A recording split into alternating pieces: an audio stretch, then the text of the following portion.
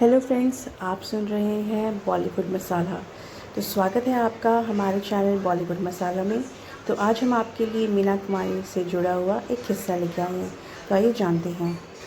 यूँ तो मीना कुमारी की ज़िंदगी में अनेकों कोहराम आए हैं। दर्द को झेलते झेलते उन्हें शराब की भी लत लग गई थी और दर्दनाक उनकी मौत हुई थी। 1933 में जन्मी मीना कुमारी का निधन 1972 में हो गया था। आइए हम आपको मीना कुमारी की ज़िंदगी के कुछ ऐसे किस्से बताने वाले हैं जिसे सुन आप भी दंग रह जाएंगे।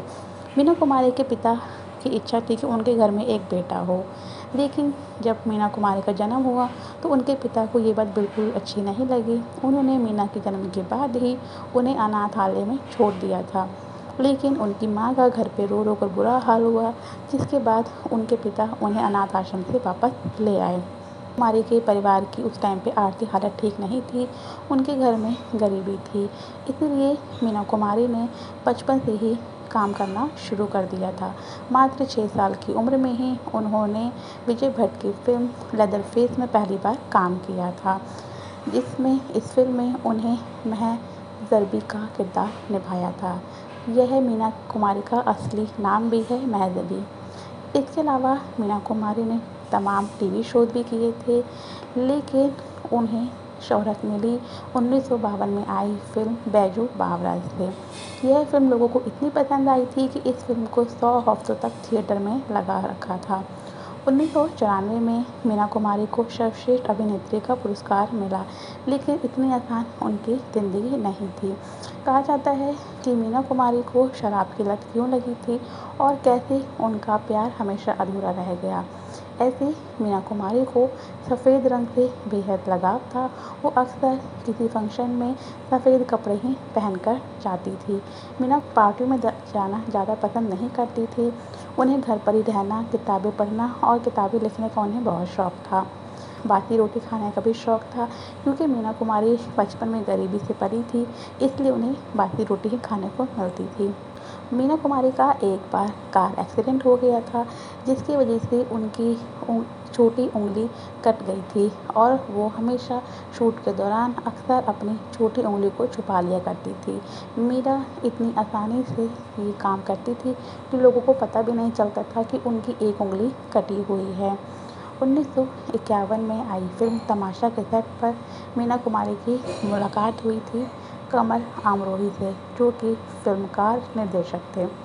धीरे धीरे मीना कुमारी कमल अमरोही के प्यार में पड़ गई। दोनों ने 1 साल के अंदर ही निकाह कर लिया, लेकिन कमल अमरोही पहले से ही शादीशुदा थे।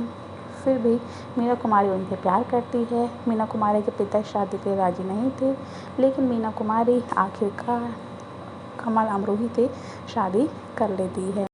मीना कुमारी महज 19 साल की थी और कमल अमरोही 34 साल के थे। ये उनकी तीसरी शादी थी कमल अमरोही की, लेकिन मीना कुमारी से उनका प्यार ज़्यादा नहीं चला। 12 साल के बाद ही दोनों के रिश्तों में दरार आ गई और एक बार गुस्से में आके कमल अमरोही ने मीना कुमारी को तलाक दे दिया। लेकिन जब मीना कुमारी से कमल अमरोही ने तलाक लिया तो उन्हें एहसास हुआ कि ये मैंने बहुत बड़ी गलती की है, मैं मीना कुमारी से दोबारा शादी करना चाहता हूँ। तब कमल अमरोही ने अपने दोस्त और जीनत अमान के पिता अमान उल्लाह खान के साथ उनका हलाला करवाया था। 1 महीने बाद उन्होंने दोबारा मीना कुमारी से शादी की, लेकिन मीना कुमारी ने कहा कि हलाला के बाद मैं पूरी तरह से टूट गई हूँ। मीना कुमारी ने अपनी किताब में लिखा था कि धर्म के नाम पर दूसरे मर्दों को सौंपा गया, मुझ में और वेश्या में क्या फ़र्क रह गया है, मुझे ये चीज़ नहीं समझ में आती है। आखिरकार जब मीना कुमारी का हलाला हो गया तब कमल अमरोही ने उनसे दोबारा शादी कर दी, लेकिन कहा जाता है कि मीना कुमारी उनके साथ शादी करके खुश नहीं थी। मीना कुमारी की मुलाकात हुई तब धर्मेंद्र से। उस समय 1964 में एक फिल्म आई थी, मैं भी एक लड़की हूँ। उस दौरान मीना कुमारी और धर्मेंद्र की मुलाकात हुई। हालांकि धर्मेंद्र और मीना कुमारी दोनों ही शादीशुदा थे, लेकिन मीना कुमारी धर्मेंद्र के प्यार में पड़ गई। उस समय धर्मेंद्र को भी फिल्म इंडस्ट्री में अपनी जगह बनानी थी। मीना कुमारी पहले से ही जाना माना नाम थी। तब उन्होंने मीना कुमारी के प्यार का फ़ायदा उठाया और फिल्म इंडस्ट्री में अपने कदम जमा लिए। कहा जाता है इस बात से भी लेके कमाल अमरोही ने उन्हें तलाक दे दिया था। मीना कुमारी को शायरी का भी बहुत शौक़ था। वो अक्सर शायरी किया करती थी। उन्होंने आखिरी दौर में अपनी डायरी लिखी थी, जो डायरी उन्होंने लेखक गुलजार साहब को सौंप दी थी। बहुत ही कम लोगों को ये भी पता है कि मीना कुमारी ने अपना बंगला मुमताज़ को गिफ्ट में दिया था।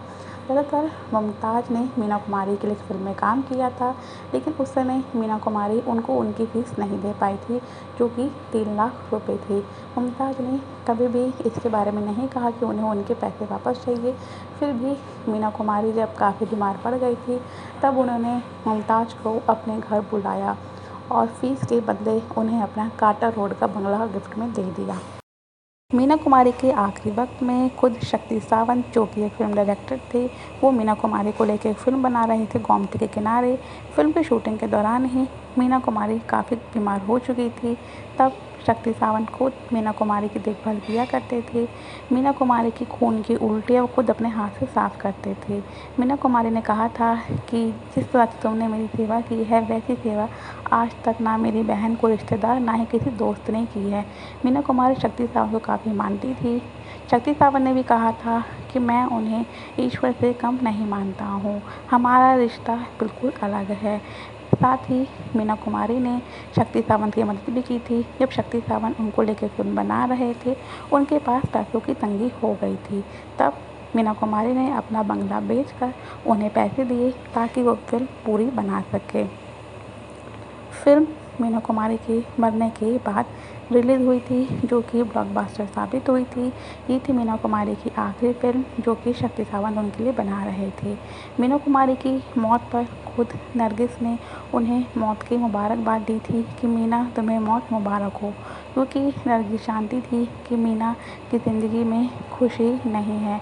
वो हमेशा शराब के नशे में डूबी रहती है और उनकी ज़िंदगी में इतने गम हैं। उनकी शादीशुदा ज़िंदगी भी अच्छी नहीं चल रही है। नरगिस सब जानती थी, लेकिन फिर भी वो कुछ नहीं कर पा रही थी, इसलिए उन्होंने मीना को मौत की मुबारकबाद दी थी। हमारी आज की कहानी, आज की वीडियो में सिर्फ इतना ही। मिलते हैं आपसे नेक्स्ट वीडियो में कुछ नई कहानी के साथ।